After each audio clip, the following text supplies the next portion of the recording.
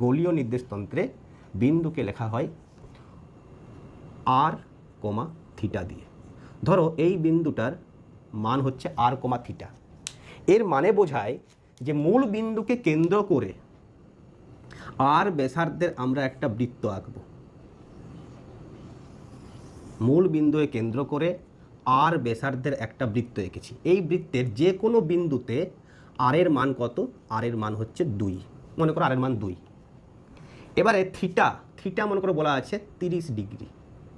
এবার কি করতে হবে? এক্স অক্ষের সাথে 30 ডিগ্রি কোণ করে একটা লাইন আঁকতে হবে। তা এই লাইনটা হচ্ছে থিটা সমান 30 ডিগ্রি লাইন, এই লাইনটা হচ্ছে আর সমান 2 লাইন। তাহলে এই লাইনের ওপর প্রত্যেকটা বিন্দুতে থিটা 30 ডিগ্রি।